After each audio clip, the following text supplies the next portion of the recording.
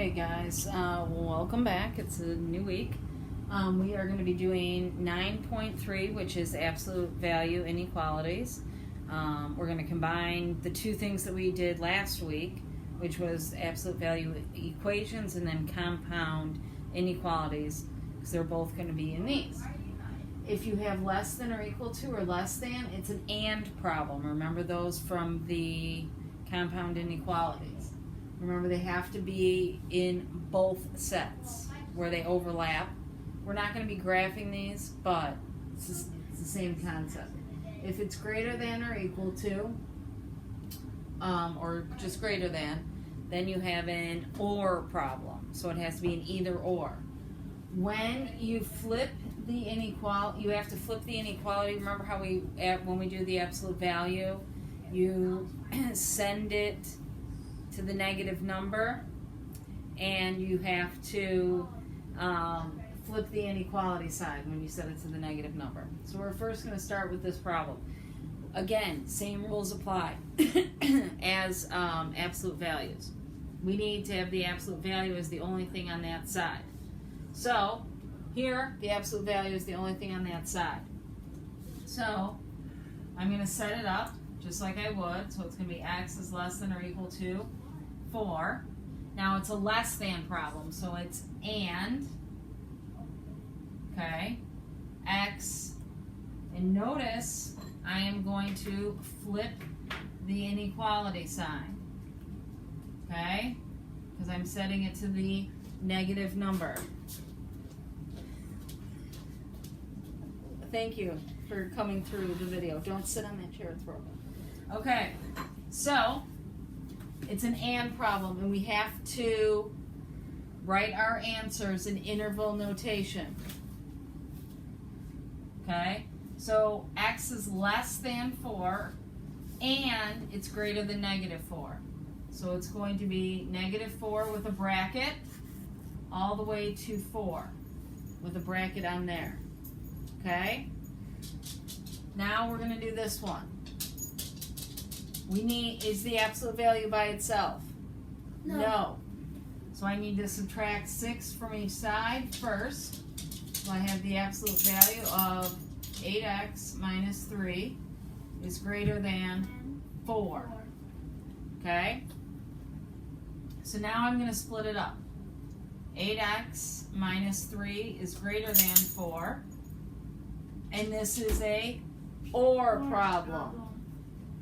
So we have or, then we have 8x minus 3 is less than, because I have to flip the inequality, negative 4.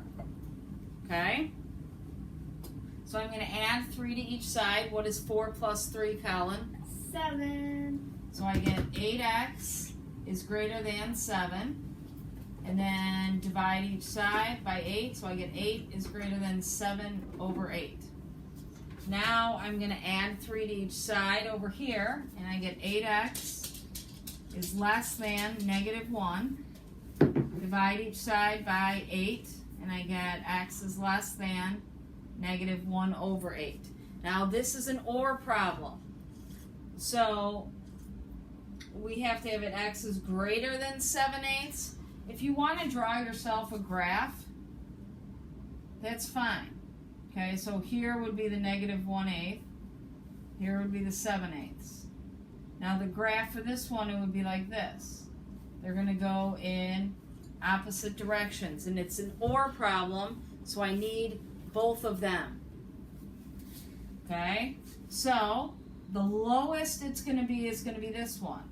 So we have negative infinity to negative 1/8, and we use parentheses, union, or you can write the word or, and then the bigger one, 7 over 8 to infinity.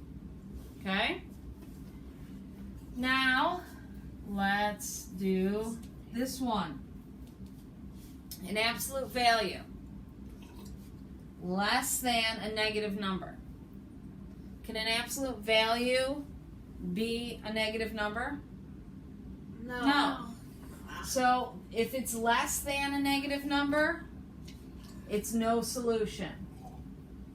Okay? If it's less than, then it's no solution. Now we have this one over here, where it's an absolute value is greater than -4. So we have an absolute value greater than a -4. That's always going to be true, because an absolute value is always positive.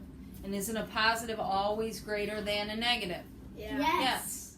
Okay, so this one's going to be from -infinity, because it's everything, to infinity.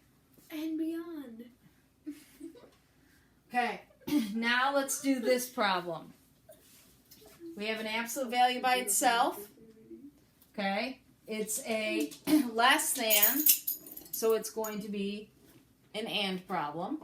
Yep. So we have 5x plus 10 over 2 is less than 5, and 5x plus 10 over 2 is greater than -5. I didn't write on the wall this time. Oh, come on! Okay, so now I'm going to multiply each side by 2. So I get 5x plus 10 is less than 10. Now I'm going to subtract 10 from each side. So 10 minus 10 is what, Declan? 0. So I get 5x is less than 0, x is less than 0, because I divided each side by 5. Here, I'm going to multiply each side by 2. So I get 5x plus 10 is greater than -10. And then I subtract 10 from each side, so I get 5x is greater than -20. Then I divide each side by 5, so I get x is greater than -4. And I'm running out of room. But I didn't multiply each side by a negative, so that's why the inequality did not switch. Okay, so now it's an and problem, so I have to write it in interval notation. Okay, so it's greater, and again, if you want to draw the graph, so we have -4 here and 0 here. For less than 0 would be that way. Greater than 4 would be that way. And remember, it's an and problem, so we're seeing where it overlaps.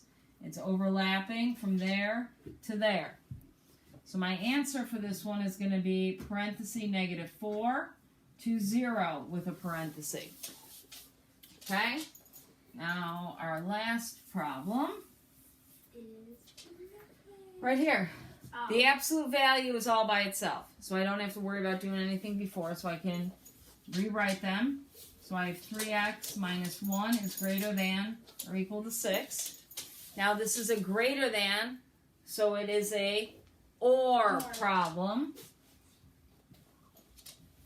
So we have 3x minus 1 is less than or equal to -6. Okay, so I'm going to do these problems. So I'm going to add 1 to each side. So I get 6 plus 1 is what, Colin? 7. Okay, so then I divide each side by 3, so I get x is greater than or equal to 7 over 3. Do the same thing over here. I'm going to add 1 to each side. So I get 3x is less than or equal to -5. And then I divide each side by 3, so I get x is less than or equal to -5 over 3. Now this is an or problem. Okay, so this is greater than a positive number. So again, if you want to graph it, you put the smaller number on the left, bigger number on the right, and it would be like this. And again, it's an or problem, so we need both of them. So you would start with the smaller one, because we always start with the smaller ones on the left. And then I use a bracket on the number, and then I do the bigger one. And that would be your answer. So this is, what section are we doing? 9.3. Okay?